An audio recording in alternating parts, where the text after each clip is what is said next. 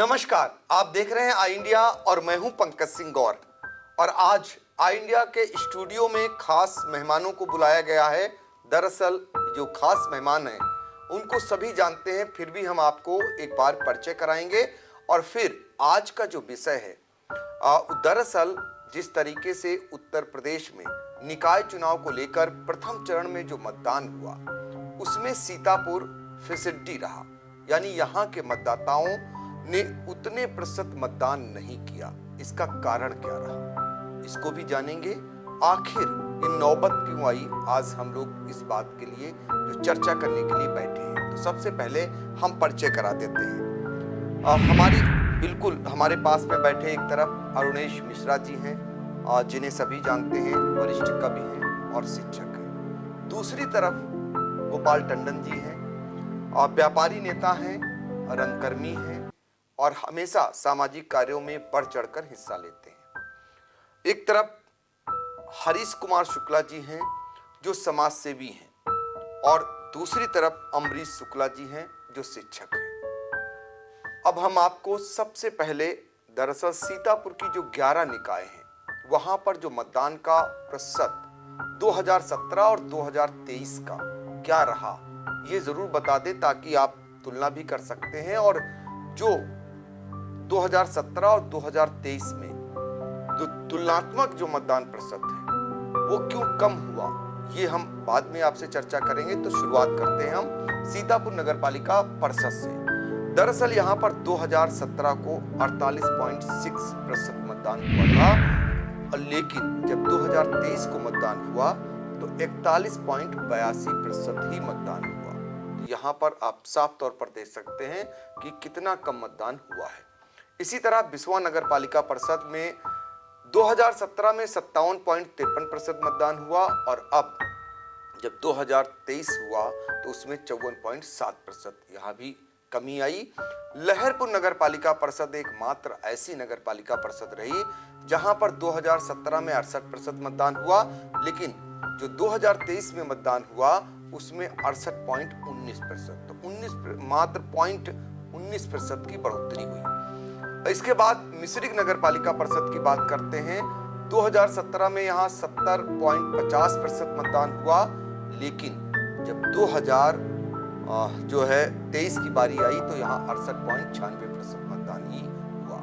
खैराबाद नगर पालिका परिषद यहाँ पर 2017 में 66.54% हुआ और 2023 में 62.11%, यानी यहाँ भी कमी आई।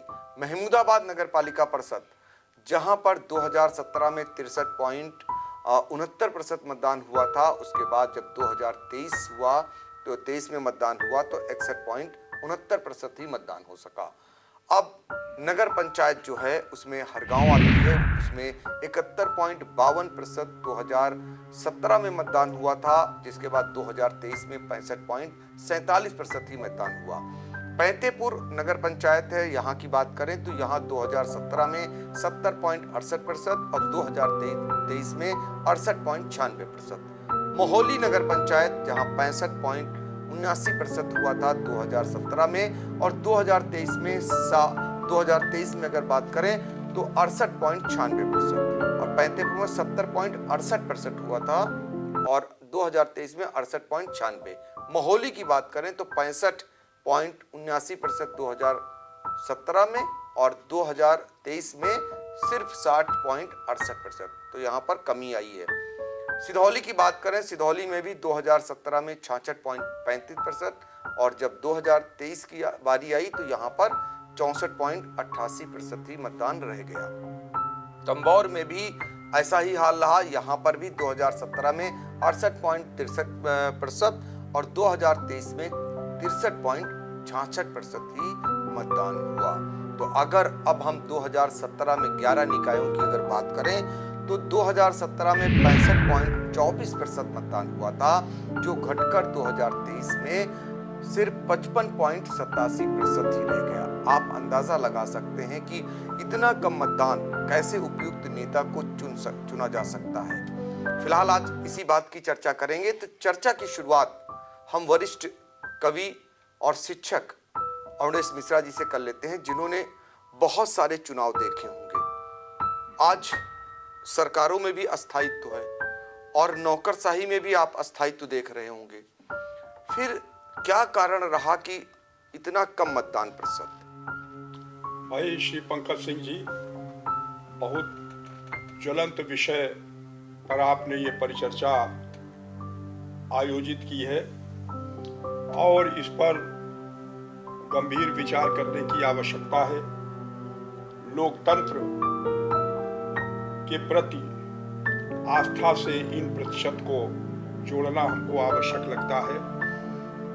हमको ये लगता है कि जो मतदान की तिथि थी अपने सीतापुर में 4 मई को, उसके एक दिन पहले भी अवकाश था, एक दिन पश्चात भी अवकाश था। इस कारण लगातार 3 दिन और 4 दिन का अवकाश होने के कारण जो स्थानापन्न लोग नगर पालिका परिषद के क्षेत्र में रहते हैं, उन्होंने छुट्टी का आनंद उठाने के लिए या तो अपने घर चले गए या वो पर्यटन में और भ्रमण में चले गए। और 2 महीने के बाद शादी विवाह मुंडन और यज्ञोपवीत की लगने प्रारंभ हुई है पिछली 2 तारीख से। तो उसमें एकाएक ये जो कार्यक्रम हुए हैं पारिवारिक शादी विवाह और मुंडन संबंधित, उसमें भी बहुत से परिवार संलग्न हो गए और उन्होंने मतदान नहीं किया। अपनी पारिवारिक जो आयोजन था उसको प्राथमिकता दी। इस कारण भी मतदान का प्रतिशत कम रहा। तीसरी बात हमको ये लगती है कि प्रत्येक चुनाव में जिसको अध्यक्ष का चुनाव लड़ना होता है या सभासद का चुनाव पार्षद का लड़ना होता है, वो पहले से तैयारी करता है और वो जिस ग्रामीण क्षेत्र से जुड़ा होता है वो अपने उस क्षेत्र के या उस गांव सभा के 200-250 वोट बढ़ा देता है। उसने 2017 में बढ़ा दिए। अब जब ये वोटर लिस्ट बनी तो उसको लड़ना हो या लड़ना हो, जो 2017 में लड़ा, उसके वो 200 बढ़ाए हुए वोट जो कि मूल रूप से ग्रामीण क्षेत्र के थे, वो वोटर लिस्ट से कम नहीं होते हैं। और इस प्रकार से जो प्रॉक्सी वोटर हैं उनकी संख्या बरकरार रहती है और उनके वोट पड़ने का कोई औचित्य नहीं, चूंकि उनकी कोई रुचि नहीं है, तो वो भी प्रतिशत को कम करने में उनका योगदान रहता है। ये हमको मुख्य रूप से हमारे विवेक में आता है। तो अरुणेश मिश्रा जी ने 3 कारण बताए। एक कारण बताया कि लगातार छुट्टी पड़ना, दूसरा कारण बताया कि जो मांगलिक कार्यक्रम शुरू हो गए उसमें लोगों की व्यस्तता, तीसरा कारण बताया जो सभासद पद के उम्मीदवार हैं, जो ग्रामीण क्षेत्रों के जो मतदाताओं को बना लेते हैं और उसके बाद उनकी रुचि ना होना, वो वोट न डाल पाना, ये गिरावट है। एक ये भी कहीं न कहीं खामी में आएगा। अगर ऐसा होता है तो उसको दुरुस्त कराया भी जा सकता है जब मतदाता सूची दुरुस्त कराई जाती है। गोपाल टंडन जी, आपने तमाम चुनाव देखे होंगे, आप बढ़ चढ़कर हिस्सा भी लेते हैं कई चुनाव में। इस बार आखिर क्या कारण रहा? क्योंकि हर कोई अब समझ नहीं पा रहा इतना कम मतदान प्रतिशत किसका काम बनाएगा और किसका बिगाड़ेगा। प्रत्याशी भी पसोपेश में हैं और लोग भी जो जागरूक जो लोग हैं वो भी हतप्रभ हैं कि आखिर ये क्या हुआ कि इतना कम मतदान रहा। पंकज जी, आपको बहुत बहुत धन्यवाद। आपने मुझे अपने स्टूडियो में आमंत्रित किया और ये एक ऐसा विषय है जिस पर संपूर्ण जन समुदाय को बहुत ही गंभीरता से विचार करना पड़ेगा।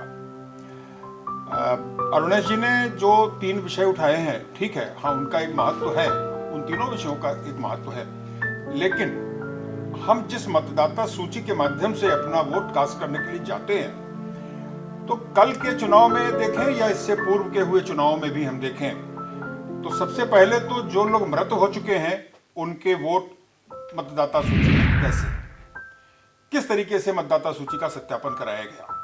नंबर 2, कहीं कहीं पर पत्नी का नाम और उसके पति का नाम में भिन्नता पाई गई, जिस कारण से भी उसको वोट डालने नहीं दिया गया।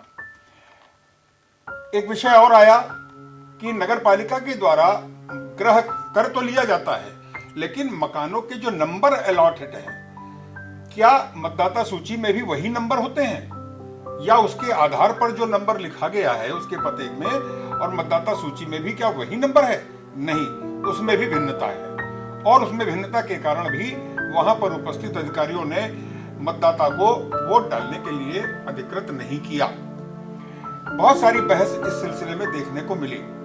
किसी के पिता का नाम भिन्न था तो उसको भी वोट डालने का अधिकार नहीं दिया गया, जबकि हमारा मानना है कि यदि व्यक्ति के पास उसका आधार कार्ड है तो उसे मत देने का अधिकार होना चाहिए, क्योंकि आधार पर एक क्यूआर कोड भी बना होता है।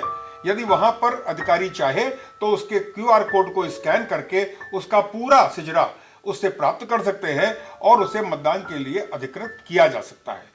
लेकिन ऐसी एक्सरसाइज कल अधिकारी करते हुए नहीं दिखाई दिए, जिससे कि हम कह सकते हैं कि अगर 1,62,000 कुछ मतदाता सीतापुर में वोट डालने वाले थे तो हमेशा 100% मतदान नहीं होता है, ये मेरा भी मानना है। लेकिन हमारी कोशिश रहती है हम उसको 80%, 85% तक ले जाएं और लोगों में उत्सुकता भी रहती है कि हम घर से निकलें और वोट डालने के लिए जाएं। कल बड़ी बड़ी भीड़ दिखाई दी कि लोग मतदान केंद्र पर पहुंचे अपने मताधिकार का प्रयोग करने के लिए, लेकिन वहां से उनको निराश होकर के वापस आना पड़ा। बहुत से लोग अपनी पर्ची ही ढूंढते रहे कि मेरा तो नाम ही नहीं है। जैसे मैं अगर अपने बारे में कह दूं तो मेरे ही परिवार के 8 लोगों का नाम उस मतदाता सूची में नहीं मिला। तो 8 लोग एक परिवार से, ऐसे बहुत सारे बड़े बड़े परिवार होंगे जहां से कई पूरे परिवारों के नाम गायब हैं मतदाता सूची से। तो मेरा मानना है कि प्रशासनिक अधिकारियों के द्वारा या तो लचर तरीके से कार्य किया जा रहा है और मतदाताओं के अधिकार को उनके गलत कार्य की वजह से प्रभावित होना पड़ रहा है। तो सरकार को बहुत ज्यादा ध्यान देना पड़ेगा, क्योंकि अभी आने वाले समय में 2024 का लोकसभा चुनाव होने जा रहा है। तो अगर मैं चाहूं तो इस समय आपके माध्यम से भारत सरकार के जो चुनाव आयुक्त है, जो एक स्वायत्त संस्था कही जाती है, भारत निर्वाचन आयोग से, तो मैं अपना एक सुझाव देना चाहता हूं। जब व्यक्ति को आधार से जोड़ दिया गया और उसका आधार उसके वोट का अधिकार बन गया, तो फिर क्या कारण है कि उसका मतदाता सूची में नाम स्वतः नहीं आ जाता? नगर पालिकाएं हैं, आपके पास अन्य संस्थाएं भी हैं, लेकिन मतदाता सूची का जब निर्माण करना होता है, बनाना होता है, तो उसके लिए शिक्षक वर्ग से आशा बहुओं को और आंगनबाड़ी की कार्यकर्तियों को, यानी अनुभवहीन व्यक्तियों को उस कार्य में लगा दिया जाता है केवल कार्य की इतिश्री करने के लिए। तो इस कार्य को गंभीरता से लिया जाए, इसे केवल ऐसे न छोड़ दिया जाए कि हर व्यक्ति को वोट देने का अधिकार अवश्य प्राप्त हो। चुनाव अधिकारी महोदय इस चीजों को ध्यान दें, चुनाव आयुक्त महोदय इस चीज को ध्यान दें, जिससे कि भारत का वासी अपने मताधिकार से वंचित न रहे। बिल्कुल, आपने जो मामले उठाए वो सीधे तौर पर दरअसल मतदाता सूची बनाने वाले लोगों के द्वारा जो खामियां बरती जाती हैं और जो उसकी निगरानी करते हैं सीधे तौर पर जो अफसरान होते हैं, उनकी कहीं ना कहीं अनदेखी और लापरवाही की ओर सीधे तौर पर इशारा कर रही है। और भारत निर्वाचन आयोग से मांग भी कर रहे हैं आपकी इन खामियों को आगे भविष्य में दूर किया जाए, नहीं तो ऐसे हालात में जब लोग वोट डालने जाते हैं तो उनका उत्साह कहीं ना कहीं कम होगा। लोग इस बार बड़े पैमाने पर मतदान केंद्र पर पहुंचने के बाद वापस लौटा दिए गए। बहुत सारी जगहों से ऐसी शिकायतें आई कि जब वो पहुंचे वोट डालने तो जरा सी उनके नाम में स्पेलिंग की कमी के चलते उन्हें वापस कर दिया गया। बहुत सारे ऐसे जीवित लोग उन जिनको मृत दिखा दिया गया है, नाम काट दिया गया। बहुत सारे जो मृतक हो चुके हैं उनकी मतदाता सूची में नाम दर्ज था। तो इन तमाम खामियों को लेकर आखिर में वही हुआ जिसकी आशंका थी, यानी मतदान प्रतिशत कम हुआ। तो आपने सुना, हमारे साथ पैनल में बैठे हुए हरीश कुमार शुक्ल जी जो समाज सेवी हैं, खुद भी चुनाव लड़ चुके हैं, जो है एमएलसी पद जो होता है उसके लिए। उनसे बेहतर कौन जान सकता है, क्योंकि उन्हें भी एक एक मतदाता को बढ़वाना घटवाना रहता होगा। ऐसे में आपने अरुणेश मिश्र जी को सुना और गोपाल टंडन जी को सुना। आप क्या अपना सुझाव देना चाहेंगे? आपकी क्या शिकायत है जो वोट प्रतिशत कम हुआ, उसके लिए क्या कारण रहे?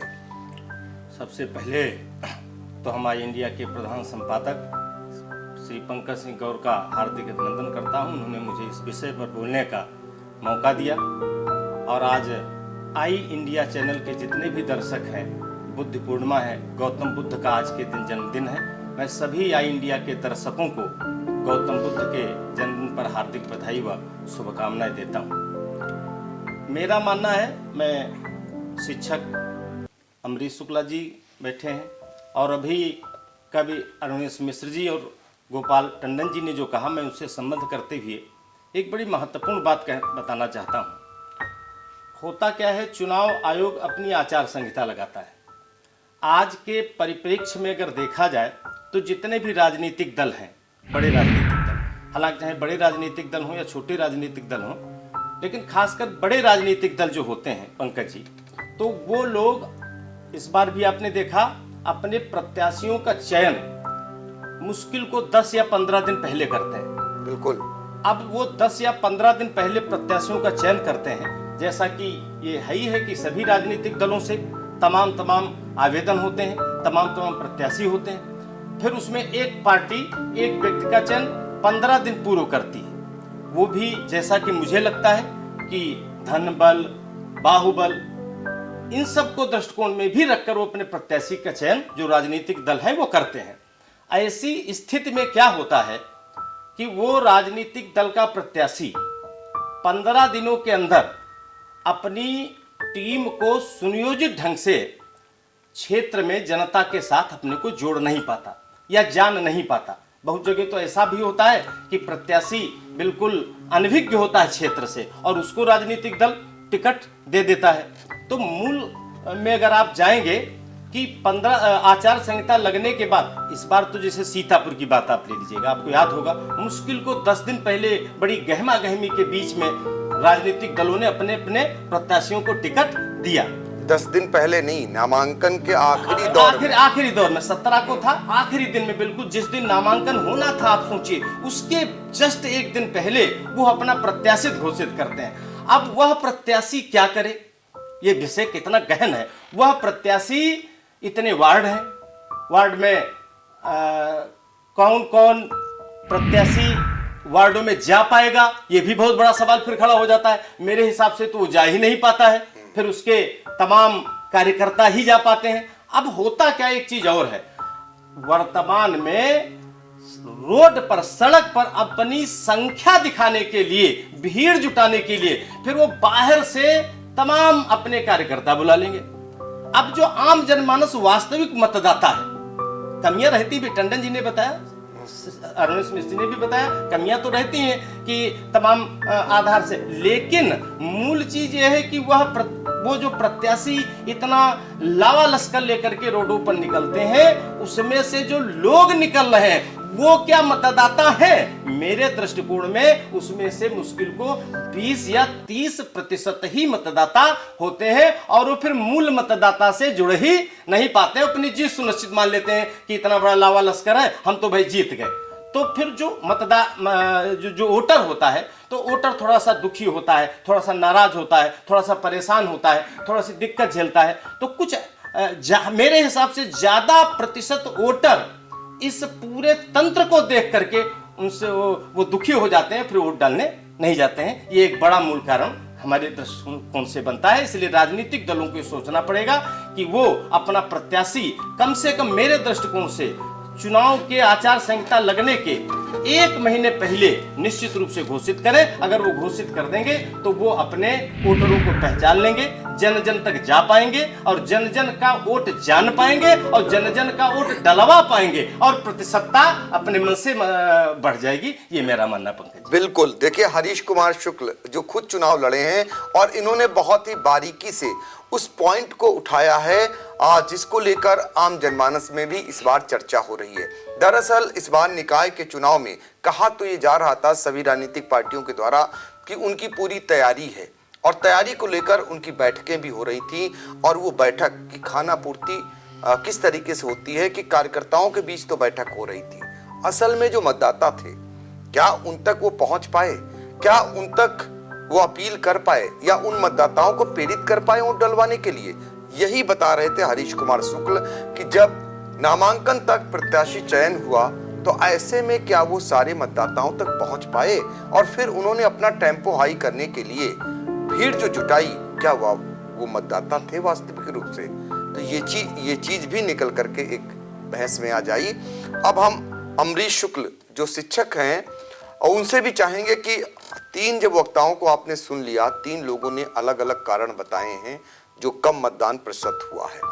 आप भी शिक्षक हैं, समाज को एक नई दिशा देते हैं, ऐसे में आपको क्या लगता है जो मतदाता सूची कारण है एक कम मतदान का, या प्रत्याशी का सही समय पर चयन न हो पाना वो कारण है, या अधिकारियों का या जो निर्वाचन से जुड़े वो लोग कर्मी जिनके कंधों पर सही मतदाता सूची बनाने को रहती है और वो अपना काम ईमानदारी से नहीं करते हैं, इसके इतर भी कोई कारण है क्या?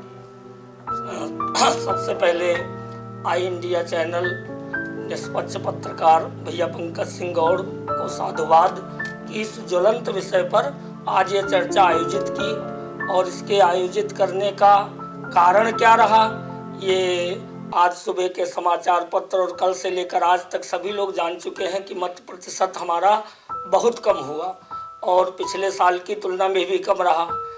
देखिए पंकज भैया, इसके कई कारण हैं और उनमें जो सबसे प्रमुख कारण है वो है मतदाता सूची का ठीक न होना। मतदाता सूची में किसी बूथ पर 700 मत दर्ज हैं, उसमें 700 में 300 पड़ गया, प्रतिशत निकाल लीजिए, बहुत कम निकल कर आया। अगर उसको ठीक से पुनरीक्षित कर लिया जाए तो वो 500 450 की रह जाएगी और हमारा प्रतिशत सही हो जाएगा। तो उसमें बहुत सारे ऐसे मत लिखे हुए हैं वोटर लिस्ट में जो अब यहाँ निवास नहीं करते, ट्रांसफ़र हो गया, चले गए, नाम उनका चल रहा है। तो ये जिन कर्मियों को जिम्मेदारी प्रशासन देता है, नियुक्त है कर्मचारी निचले स्तर तक, BLO है बूथ लेवल तक, लेकिन वो अपनी जिम्मेदारी ठीक से निर्वहन नहीं करते। यही कारण है कि कई मतदान केंद्रों पर तमाम मतदाता इधर उधर घूमते नजर आए जिनका नाम वोटर लिस्ट से गायब है, जबकि वो मूल निवासी हैं। और बहुत सारे नाम ऐसे भरे पड़े हैं मतदाता सूची में जिनका पता नहीं है, वो 3 साल पहले ही चले गए सीतापुर छोड़कर। तो एक तो मतदान प्रतिशत का कम होना ये है कारण। दूसरा कारण है थोड़ा सा मतदाताओं की उदासीनता रही इस निकाय चुनाव को लेकर। वो उतना उत्साही या उतना ज़्यादा रुचि उन्होंने नहीं ली और मतदान को बहुत आवश्यक नहीं समझा, मतदान करने नहीं गए। तीसरा कारण अभी दादा अरुणेश मिश्र बता रहे थे कि छुट्टियां पड़ जाना, 4 दिन की छुट्टी मिल गई तो व्यक्ति ने और व्यक्ति के परिवार ने अपना कार्यक्रम प्लान कर लिया, कहा चुनाव तो होते ही रहेंगे, चलो टहल घूम आते हैं। तो ये 3-4 कारण रहे जिनके कारण मतदान प्रतिशत कम हुआ। और मैं आई इंडिया चैनल के माध्यम से अपील करता हूँ सीतापुर के जागरूक मतदाताओं से कि आने वाले चुनाव में पंकज भैया को ये बिंदु लेकर के चर्चा न करनी पड़े और हम लोग अपनी उदासीनता से निकलकर बाहर आएं और मतदान इतना जरूर करें कि जिस पर हमें शर्मिंदगी न हो। बिल्कुल। तो देखिए जो अमरीश शुक्ल जी हैं उन्होंने सभी को सुना और सभी का निचोड़ आपके सामने रख दिया और साथ ही लोगों से अपील भी कर ली। आखिरी राउंड में अब हम चलेंगे और ये भी जानेंगे दरअसल और सीतापुर में इस बार जब निकाय के चुनाव हुए तो मुख्यमंत्री योगी आदित्यनाथ, दोनों डिप्टी CM केशव प्रसाद मौर्य जी हो या फिर ब्रजेश पाठक जी हो, इसके अलावा भी पार्टी के अन्य तमाम मंत्रीगण, केंद्रीय मंत्री कौशल किशोर जी और इसके अलावा केंद्रीय मंत्री जो है अजय मिश्र टेनी जी और तमाम मंत्रीगण, उनके भी दौरे हुए और सबने ट्रिपल इंजन की सरकार बनाने का आह्वान किया और मतदान प्रतिशत कितना रहा आपके सामने है। लेकिन दूसरी तरफ बसपा हो या फिर समाजवादी पार्टी हो या फिर कांग्रेस हो, उनका कोई बड़ा नेता नहीं आया, क्योंकि उनके भी बहुत सारे उनसे भी लोग जुड़े हुए होते हैं। और आम आदमी पार्टी की अगर बात करें तो उनके संजय सिंह यहाँ दौरा करके गए। तो एक कारण पहले देखा जाता था कि सभी राजनीतिक पार्टियों के जब नेता आते थे तो उनको लोग सुनते थे, किसी से प्रभावित होते थे या किसी से कहीं ना कहीं आहत होते थे, दुखी होते थे, नाराज होते थे, तो नाराज वाले लोग भी वोट करने जाते थे और जिनसे प्रभावित होते थे वो भी वोट करने जाते थे। अब ऐसा नहीं हो रहा है। एक पार्टी के ही नेता आए, हालांकि उन्होंने आह्वान किया, उनकी बहुत सारी तैयारियां थी, लेकिन कैसी तैयारियां थी जहां पर 42% मतदान हुआ हो और जो चेयरमैन बनेगा, सबसे महत्वपूर्ण बात यह है वो 20% के आसपास ही लोग उसको चुनेंगे। तो 20% पाने वाला वो चेयरमैन बन जाएगा, तो आप सोचिए उसकी कितनी जवाबदेही जनता के प्रति होगी। अरुणेश मिश्र जी, आपसे जानना चाहेंगे, जो मैं सवाल खड़ा कर रहा हूं कि 20% पाने वाला मत और वो चेयरमैन जब बन जाएगा तो वो जनता के प्रति कितना जवाबदेही होगा, ये बड़ा सवाल है।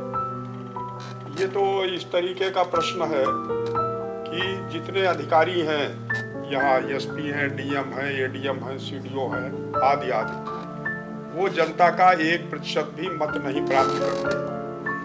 उनकी जितनी जवाबदेही है जनता के प्रति, उतनी ही 20% लोगों से निर्वाचित प्रतिनिधि की जवाबदेही होगी। मतलब जो स्थिति है, जो दृश्य है, वो बिल्कुल सामने है।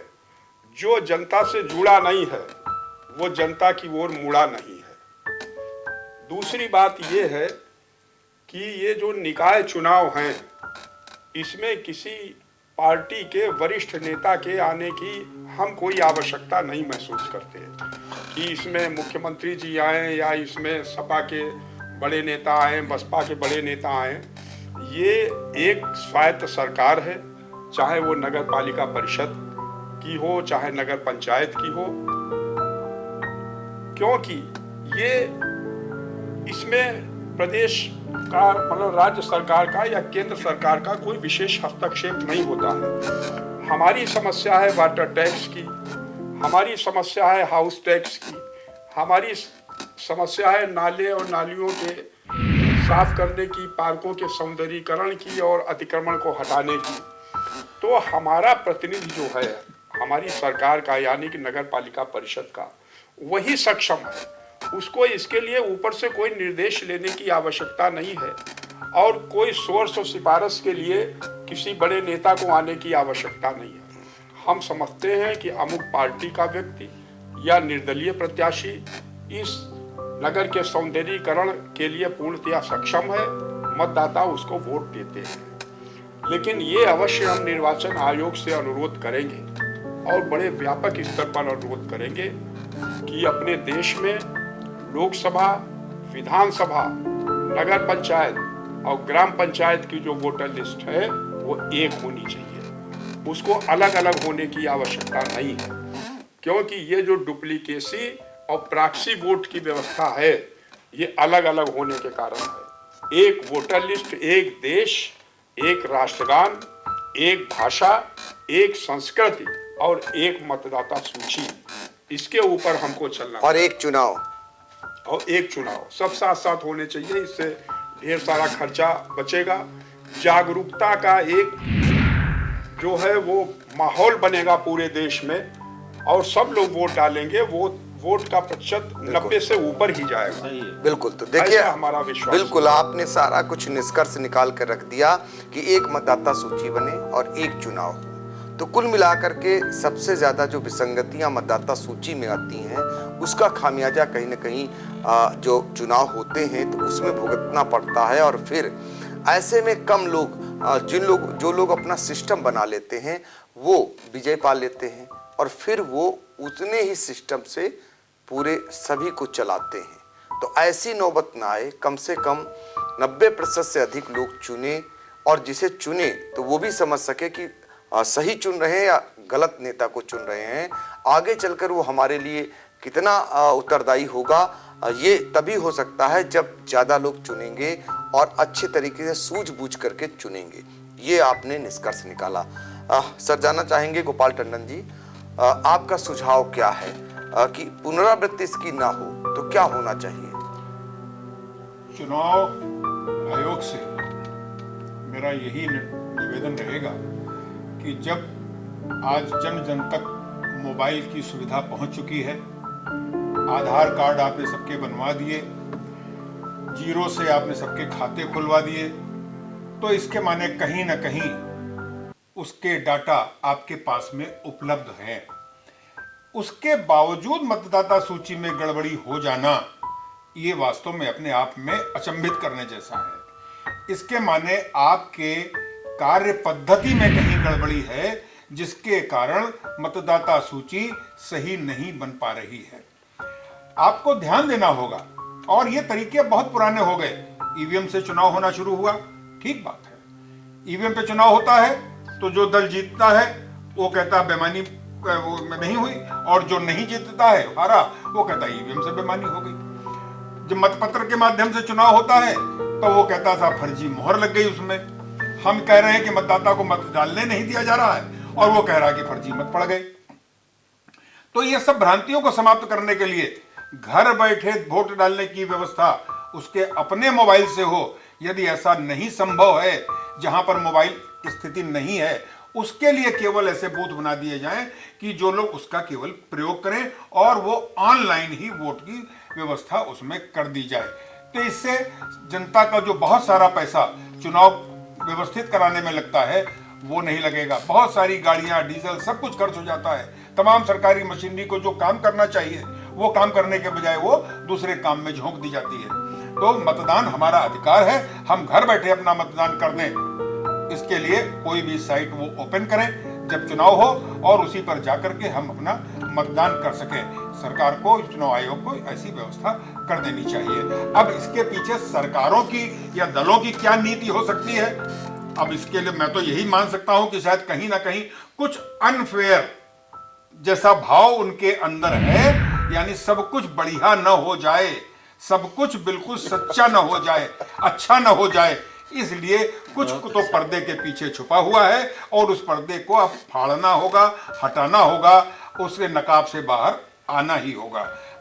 बिल्कुल, आपने बहुत कुछ कह दिया। दरअसल जब सब कुछ आधुनिक हो रहा है तो मतदान और मतदाता का जो वोट डालने का सिस्टम है उसको भी आधुनिक कर दिया जाए। आपने सब कुछ अपनी बात में कह दिया, क्योंकि अब बहुत कुछ हो गया, नहीं तो यही हाल रहा तो धीरे धीरे लोग जो है मतदान करने से एक समान उबने जैसे लगेंगे, और वो सामने आ भी रहा है।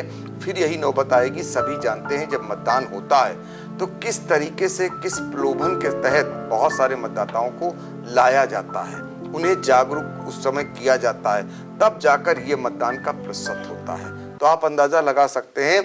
इसके लिए जब सब सिस्टम अपडेट किया जा रहा है तो इस सिस्टम को भी अपडेट किया जाए, ये गोपाल टंडन जी का कहना है। जी, आप कुछ कहना चाह रहे हैं?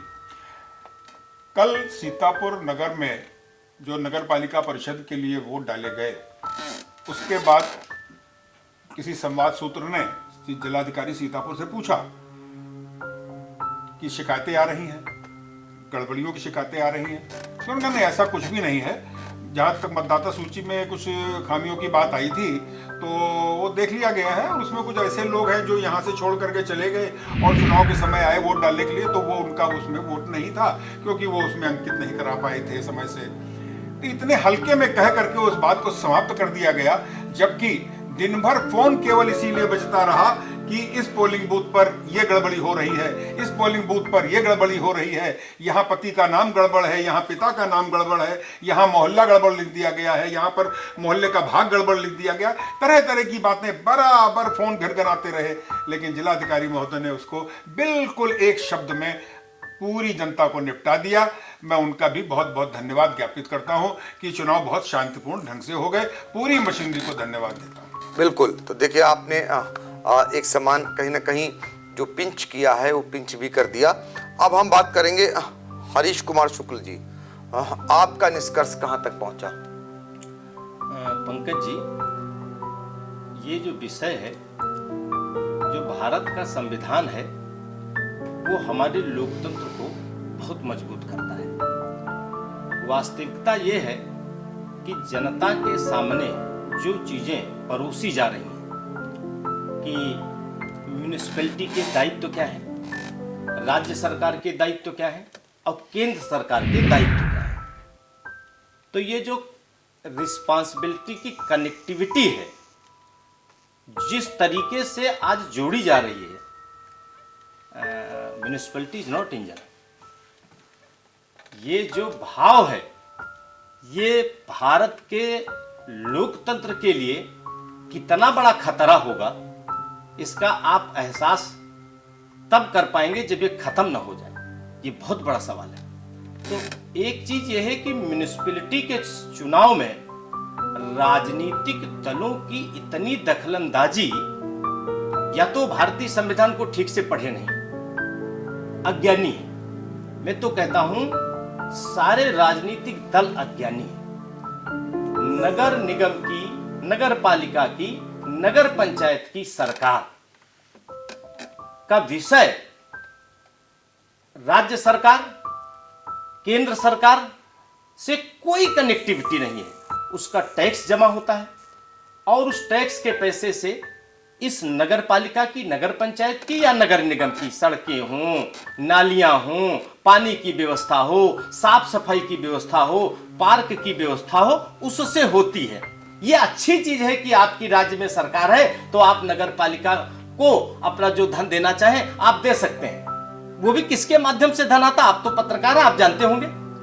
नगर पालिका के चेयरमैन को राजनीतिक दल के रूप में कस दिया जाना, ये लोकतंत्र के लिए खतरे की घंटी है, बहुत बड़ी खतरे की घंटी है।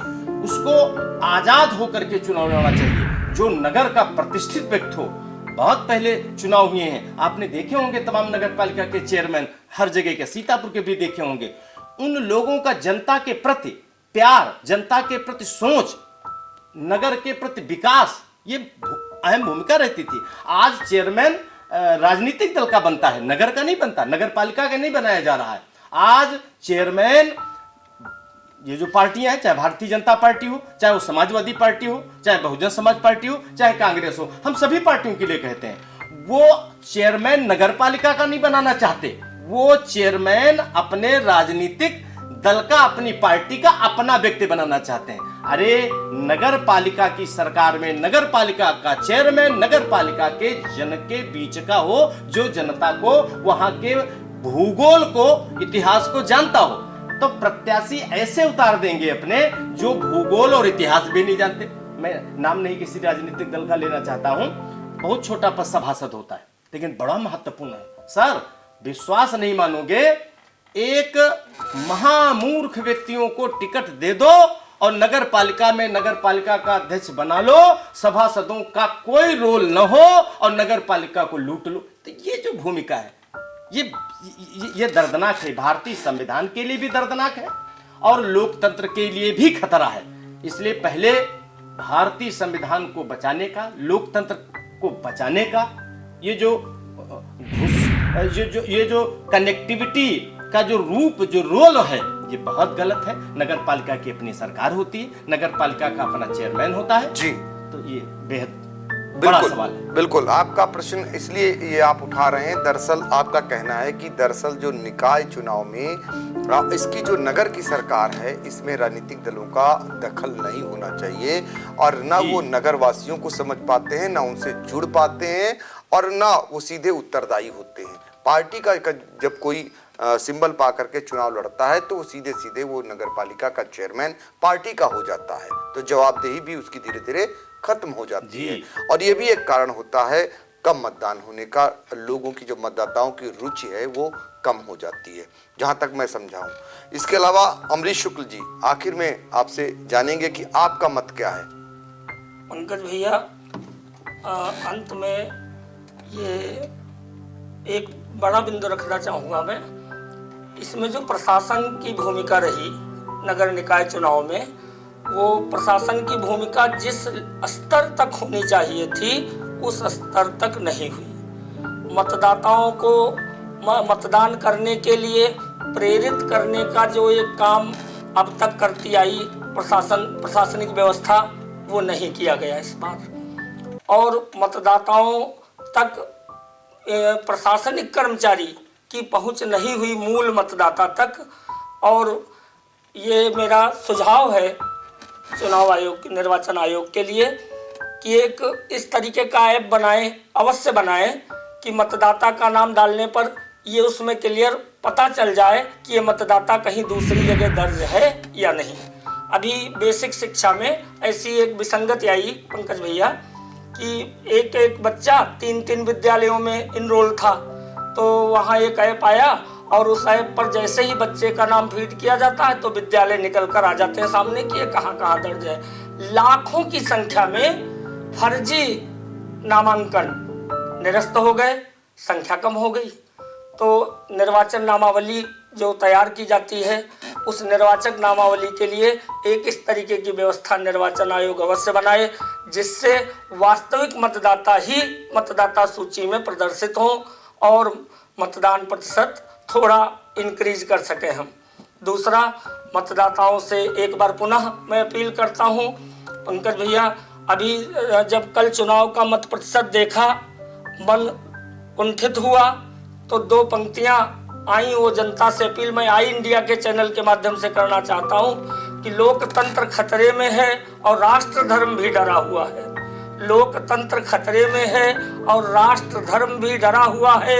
हे मतदाता मुहर उठाओ, हे मतदाता मुहर उठाओ, रथ विकास का रुका हुआ है। बिल्कुल, आपने जो एक पॉइंट उठाया वो बहुत ही जो है सोचनीय विषय है उनके लिए, क्योंकि जब बहुत सारे ऐसे ऐप आ गए जिनके जरिए हम पता लगा लेते हैं जो पंजीकरण है वो कहीं और जगहों पे तो नहीं है, डबल तो नहीं है, ट्रिपल तो नहीं है, और उसके ज़रिए हम मतदाता सूची को भी सही कर सकते हैं और एक्चुअल जो मतदाता हैं वो भी पता चल सकेगा कि कितने एक्चुअल मतदाता हैं, ताकि जिस दिन मतदान के दिन जब वो मतदान करने पहुँचे तो इस प्रकार की दिक्कत ना हो और मतदान का प्रतिशत कम ना हो। और कहीं जो है आगे चलकर अगर यही हाल सुधार ना हुआ तो आने वाले समय में ये मतदान प्रतिशत और भी नीचे न चला जाए, इसको लेकर भी आज आशंकाएं जताई गई। साथ ही सुझाव भी भारत निर्वाचन आयोग को ये पैनल ने दिए हैं और जहां जहां कमियां थीं उन कमियों को भी बताया गया।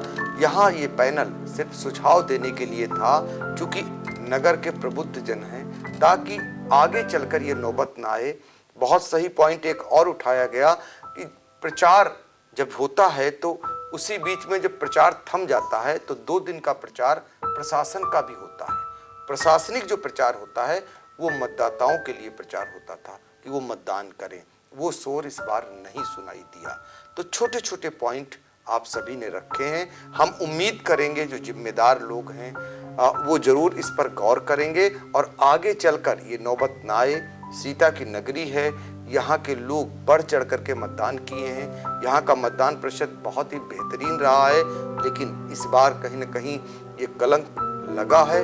आगे चलकर ये कलंक भी धुले और कलंक न लगे, यहाँ के मतदाता भी कह सकें कि हम नंबर 1 हैं। ऐसी व्यवस्था जिम्मेदारों को करनी रहेगी।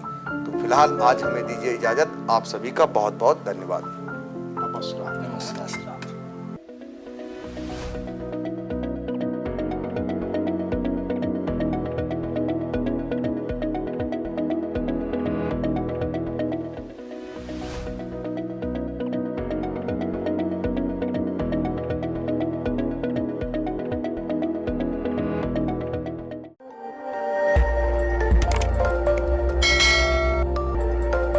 खबर आपकी, नजर हमारी। देखते रहिए आई इंडिया।